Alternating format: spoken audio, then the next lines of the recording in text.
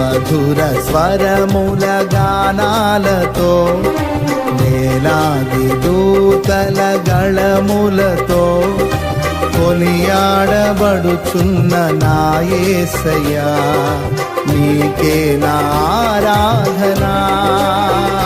మహదానందమే నాలో పరవశమే నిన్ను స్తుతించిన ప్రతి క్షణం.